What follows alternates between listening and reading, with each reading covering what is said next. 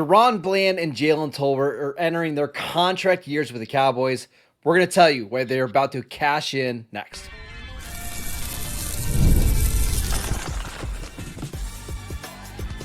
You are Locked On Cowboys, your daily Dallas Cowboys podcast. Part of the Locked On Podcast Network, your team every day. Welcome back to the Locked On Cowboys podcast, part of the Locked On Podcast Network, your team every day. We'd like to thank you for making us your first listen of the day. I am your host, Marcus Mosher. You can follow me on Twitter at Marcus_Mosher. You can also check me out over on the Locked On Dynasty Football podcast. And joining me today, as always, is Landon McCool. Follow him on Twitter at McCoolBCB. And on today's show, we are answering your Twitter questions. And the first one comes from a longtime listener, Goran. He wants to know, every year there's one guy who maxes out his value right before he hits free agency. I think last year, Chauncey Colston, who the Cowboys were unable to pay. Which player figures to benefit the most from the Cowboys' contract year boost? Yeah, I think it's Daron Bland. I mean, I think when we talk about all the different starting cornerback solutions, him being the only healthy cornerback obviously is going to help his situation, but also just the versatility and his skill to be able to play inside and outside. I know some people are trying to spin that as like, some negative that he's going to try to get paid as a nickelback or something like that. But that's not how this works. If you could play both, you're versatile and you get paid more. If you can only pay one, you're limited, you get paid less. So I think he's a guy that, I think you had kind of a down year last year, was injured for a little bit. And took him a little while to kind of get back in the swing of things. And obviously his 2023 season was pretty good. So I think, coming back into his contract year, a guy that was, a late round pick. So he hasn't been making a ton of money so far. No. I think he's going to come in here, obviously with his hair on fire. And really, he's in a spot right now where if he gets paid, if he plays the way that we think he can, he could suddenly be the number one corner and get that kind of money from the Cowboys, and they could just decide maybe to let Trayvon walk after all of his guaranteed money is now up. So he's certainly got the most to gain, or one of the folks that's got the most to gain from this. And I think from what we've seen, he's ready to step up and grab that brass ring.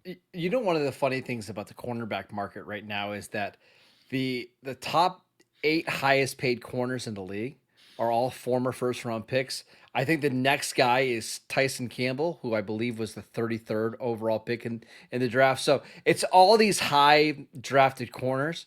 It's very rare that you get a day 3 pick that comes in and commands that type of money, but he already has an all-pro season under his belt. Let's say he has a Pro Bowl caliber year, maybe even just below that, right? But he's playing in the slot. He's playing on the outside. He's young. There's going to be a team out there that is desperate for cornerback help that's going to pay him $20+ million a year. And maybe the Cowboys, with all the contracts that they have coming up, and they've got a really long list, maybe they're just not able to pay him.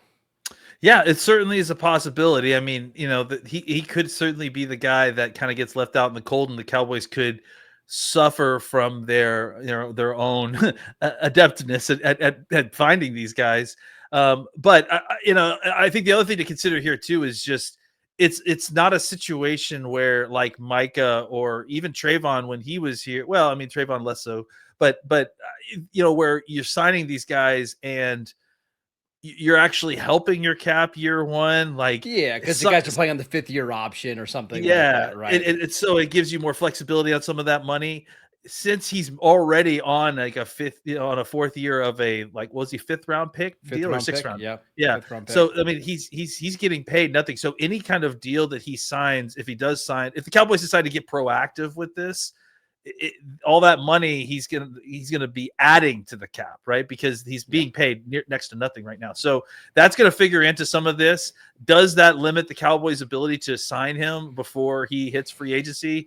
I don't know. We'll see. And then once he hits free agency, I do think that it would be hard for the Cowboys to kind of compete with in a market where there's teams that have probably $100 million to spend in the next free agency. So definitely the Cowboys, if they want to keep him, they're going to need to, and if they like what they see early in the season, look, he's going to get a ton of plays, so they're going to know they're going to need to try to figure that out sooner than later and offer him a deal because they can't let him hit free agency and think that he's going to stay in Dallas.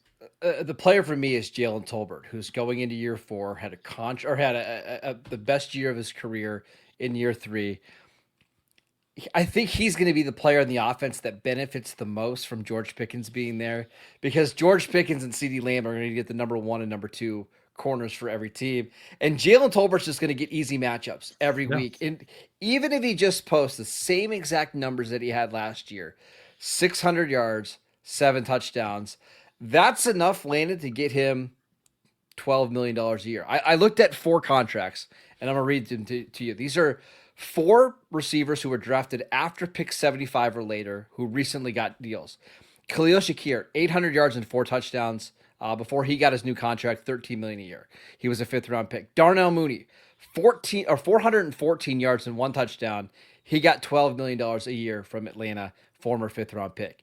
Darius Slayton, former 5th-round pick, 573 yards and 2 touchdowns with the Giants last year. He's making $12 million a year. Josh Palmer, a 3rd-round pick for the Chargers, 584 yards and a touchdown. He made almost $11 million in free agency this year. It's not hard to see a world in which Tolbert actually gets better, and he just prices himself out of Dallas.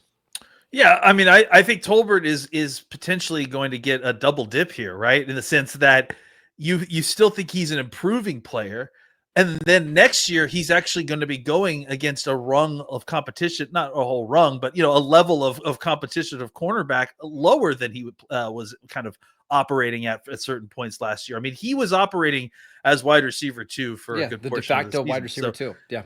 So I think that he, there's a chance that he could greatly improve his performance, and maybe it's not like a huge production output difference, right? Because he's seeing fewer targets, but it's more just efficient. He's like you said, he's producing the same level of numbers that he produced last year, but on fewer targets, right? Yeah. So I do think that Tolbert is a guy that, since he was a small school guy, took a little bit longer. He's kind of new to football as well. As he continues is a confirmed hard worker, likes to be around Dak and spends his time around Dak. There is certainly an opportunity where he could be getting better in the offseason while also taking having a step down in competition that he's facing next year. I wouldn't be surprised if he's somebody that just becomes a reliable target for Dak Prescott. And because of coverages, he ends up getting 5 or 6 targets every single week. And probably he catches 4 of those. And, now he's averaging 45 receiving yards a game. Well, as you can see, if you average 45 receiving yards a game, you score 7 or 8 touchdowns, you're getting $12 million in free agency. That's just the way it works. Yeah, absolutely. But the Cowboys, obviously, high exposure, lots of primetime games. Even more so, obviously, chance that he gets like a Pro Bowl nod or a Pro Bowl thoughts, lots of opportunities. So we've seen this happen before with like Laurent Robinson in 2011 when he was the 3rd receiver in Dallas and goes to Jacksonville, gets a big contract. All right, Landon, let's get to some more Twitter questions, including the Cowboys going to have a bottom 5 run defense again this season. We'll get to that next. This episode is brought to you by LinkedIn. As a small business owner, your work doesn't end when the clock hits 5. Your business is always on your mind, which means when it's time to hire, you need a partner that works just as hard as you do. That's where LinkedIn Jobs comes in. When you clock out, LinkedIn clocks in. LinkedIn makes it easy to post your job for free, share it with your network, and get qualified candidates all in one place. Here's how it works. You post your job, and LinkedIn's new feature can help you write job descriptions and then quickly get your job in front of the right people with deep candidate insights. And here's a pro tip. Add the hashtag hiring frame to your profile picture to double your reach to qualified candidates. It's no wonder 72% of small businesses say LinkedIn has helped them find high quality hires. Post your job for free at linkedin.com/LockedOnNFL. That is linkedin.com/LockedOnNFL to post your job for free. Terms and conditions apply. Welcome back to the Locked On Cowboys podcast. We'd like to thank you for making us your first listen of the day. We are answering your Twitter questions, and this next one comes about the run defense. How could the Cowboys avoid being a bottom 5 run defense with their current personnel? I'm assuming no bottom 5 run defense has ever gotten anywhere near a Super Bowl, and probably not a championship game either. I also fear that they will have a bottom 5 run offense as well. So this guy's clearly not very optimistic about the Cowboys this year, but what are your thoughts? How do they get better on that side of the ball? Well, I mean, I do think that they've made some changes here, and I think that we should at least give them credit for what they've done, right? Like they did change defensive coordinators, they did change, defensive line coaches. They've kind of reshuffled that whole coaching situation, which I think, and went out and got a guy that was the Jets defensive line coach who had a ton of success specifically against the run. So I do think that they've made changes here. They went out and drafted a guy in the 7th round, but I still think that they have high hopes for this guy as well.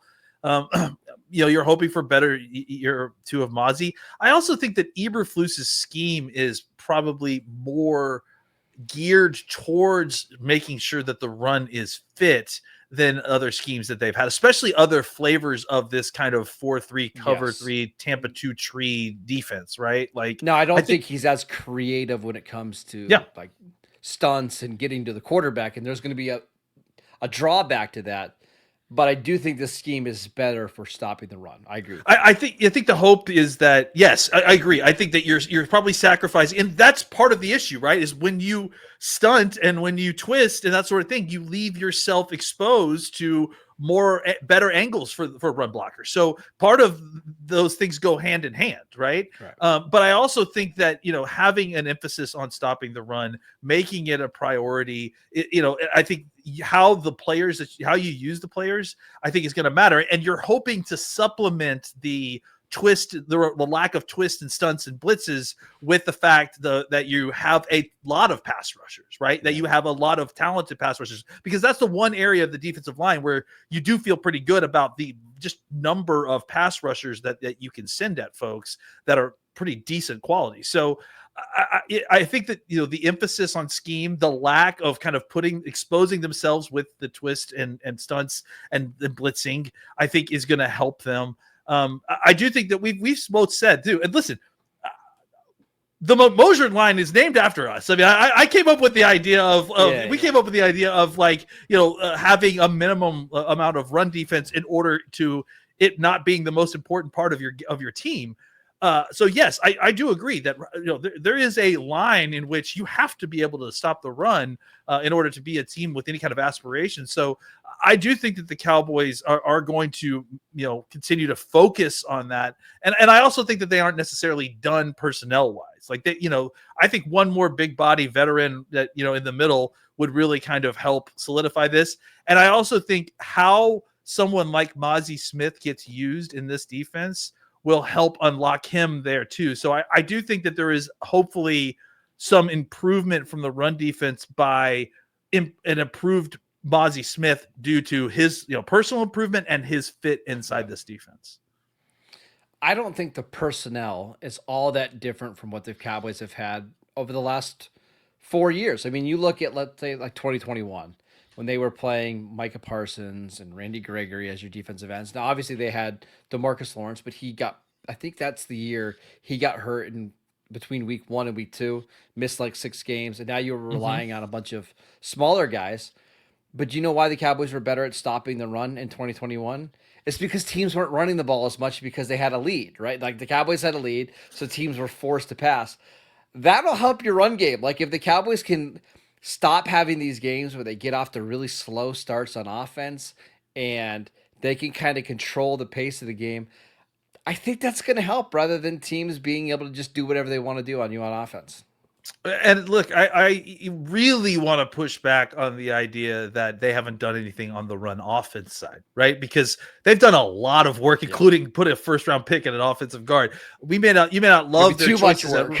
Yeah, well, I mean, some people were definitely going to say that, but I think, look, I mean, they may not like the running backs that they've had in there, but I think as far as improving the run game and the aspects that are important, like line play and scheme, they've completely changed that. So, and I think that also plays into what you just said, right? Where it's going to help them control the ball better, have a better offense that can, pick up, that can move the chains consistently, create desperation in the opposing team's offense to feel the need to kind of keep up with scoring. What does that mean? That means more passing, less running, more opportunities for your pass rushers. So yeah, I think part of just better team, build teams. What's the word I'm looking for?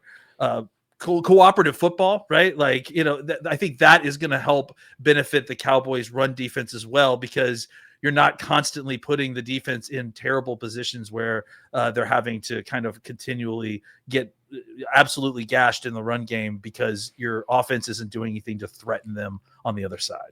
Last thing I want to say on the run defense before we move on.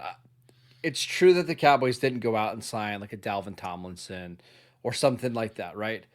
But I do think they made some slight changes on the fringes that might end up helping them. For example, if you think of their outside corners in week 1 last year, I believe it was Trayvon Diggs and Kalen Carson, I think were their 2 outside corners.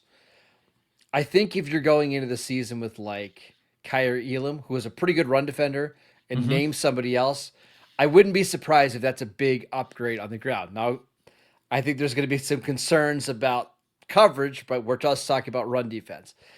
I think Kenneth Murray, for all of his faults, can be a pretty good run defender when he sees it right. I think Jack Sanborn is a good run defender. That might just be better than what they had early in the season last year. So that part of it, I'm optimistic about, Layden. Like maybe the corners are better in tackling. We saw like the 49ers over the last 3 years. They were just attacking the Cowboys corners in the run game. And they were daring Trayvon Diggs to tackle. And there were some games where he did and some games he didn't. And that kind of defined their run defense. I'm hoping they're a little bit better at those spots. Yeah, and I think that they've got bodies at the edge. I think the other concern is, you lose DeMarcus Lawrence there, and that shouldn't be discounted. But they also have bodies last year. Yeah, that's true, and that's the other thing is that we haven't. It's not like he could necessarily be relied upon to solve the problem week to week, right? Like he played 4 games last year. Yeah, so I think you've got more big bodies that are talented on the outside than you did previous to this. I think Sam Williams coming back, you hope a year or two, and Nealon's going to be a good run defender as well. You have Peyton Turner. We just haven't talked about him a lot, and he's another big body that you hope maybe can develop. Contract year guy. So, yeah, another contract year guy. So, they've got solutions. It's just we got to see how it all unfolds at training camp to see how good the solutions are. All right, let's talk about Brian Schottenheimer and the analytics department. We don't really know too much about Schotty when it comes to analytics, how aggressive he'll be, but we can make some guesses as to which way he'll lean. We'll get to that next.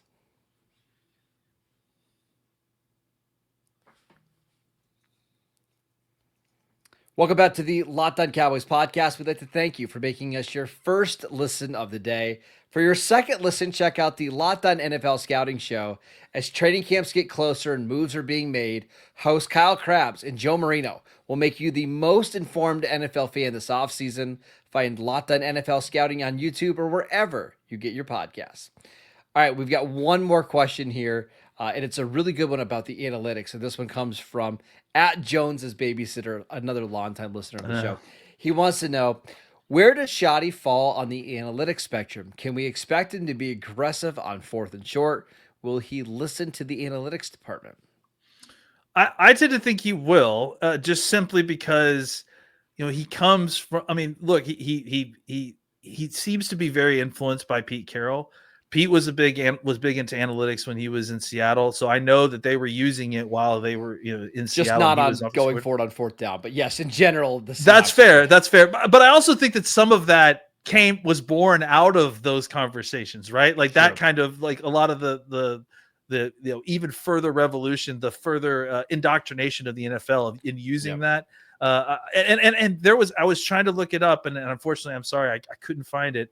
But there was someone that he even referenced in his press conference. I think it was on Tuesday, who I looked up and is like an offensive assistant who's basically like a gameplay scenario guy, right? Mm-hmm. So I have to imagine that, especially with John Park and the team that the Cowboys have assembled in the analytics department, that they're all going to try to work together. It was all in the context of Schotty talking through with this guy about in-game scenarios and like, you know, how to handle timeouts at the end of the game and the classic stuff that we get mad at coaches about, right? So I do think that you know you're going to see integration there, just because there has been an embracing of it at previous stops. But I don't know, you know. I think that was probably, you know, the analytics department has been here since before Schotty was the head coach, so, yeah. and has grown the last few years. So I imagine, you know, as a younger coach and as someone who's probably seen the fruits of that, he's not going to simply shoo it away.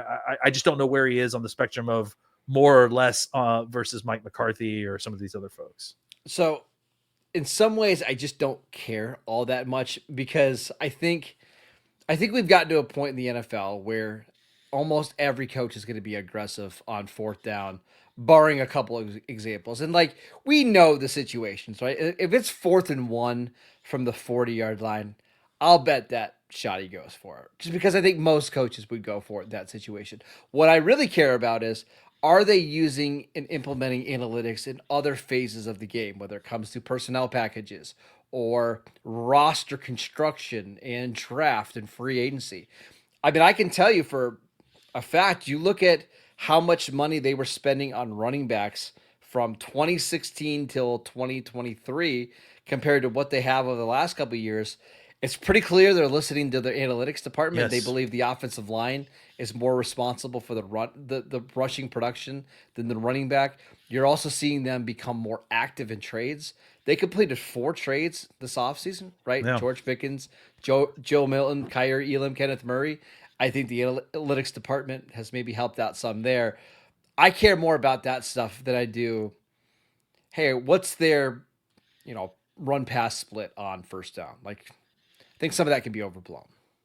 Yeah, absolutely. And I think that's why it's kind of tough to like pinpoint, because I think folks kind of, you know, put analytics into buckets, whereas it's an entire department for this team. Yeah. And it works on a number of different areas for this team, right? Like you mentioned it, like, I think the analytics behind the value of trading, right? And I think the revolution in that's really kind of opened the door for it is, and the Cowboys have kind of tapped into a little bit, is the idea of not necessarily trading like, you know, getting equal number of assets, coming out of the trade with equal number of of assets, so you don't lose opportunities to pick players. Yeah. You just go down a rung and go up a rung depending on where the value is, right?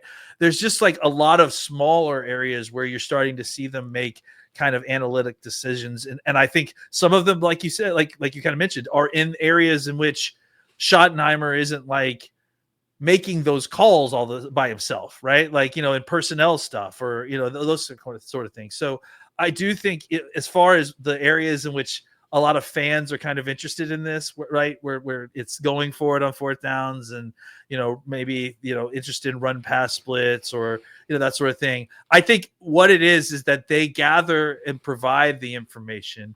It's one of a number of different influencing voices in the decision maker's head when the decisions get made. So I could be totally off here, but my sense is that Brian Schottenheimer's waited a long time to become a head coach.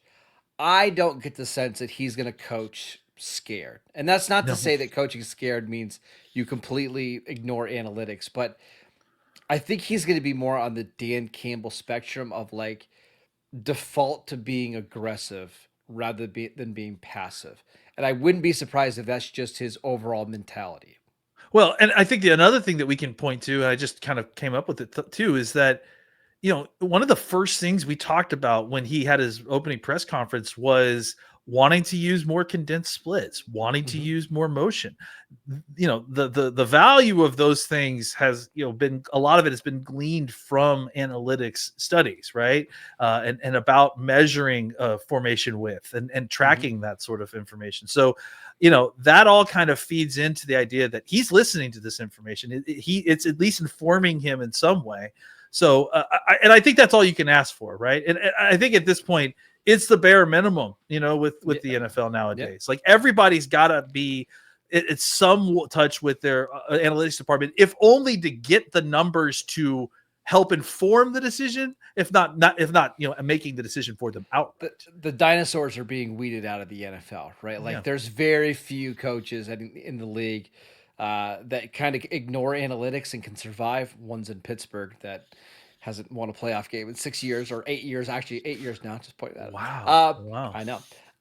I will say one of the things I also care about with Schottenheimer is that he just gets better with analytics as he goes on in his career. I don't expect him to be perfect in week one. I know it's going to take some time for him to grow and learn how to implement them, but just show some progress, some improvement with embracing. That's all we can ask for. Well, I think he's going to have to, simply because, again, going back to the conversations that we had about the criticism of Brian Schottenheimer, his job description has grown immensely, not simply because he became the head coach, but because he became the head coach and the play caller. He wasn't even the play caller before. So my point being, he needs something to kind of help him cut corners, to help him kind of streamline decision making, because it's all going to be a lot more intense than it was on game day for him last year. Not that it wasn't intense last year, but just the volume of things he's going to have to do. He's going to need to help outsource some of that to other folks in some of the kind of decision making, fourth down, end of game situational stuff. It makes sense to kind of have somebody that you trust, that has your same sort of belief system, that is listening to the analytics, that can help, feed you that information in the critical moments of the game. Know when it's worth challenging and when it's not. How to use your timeouts. I think that'll certainly help. He'll have somebody in his ear helping him do that. That is it for today's show. We'd like to thank you for making Locked On Cowboys your first listen every single day. Check out the YouTube channel, download the podcast wherever you get your podcast, and we will see you right back here on Wednesday.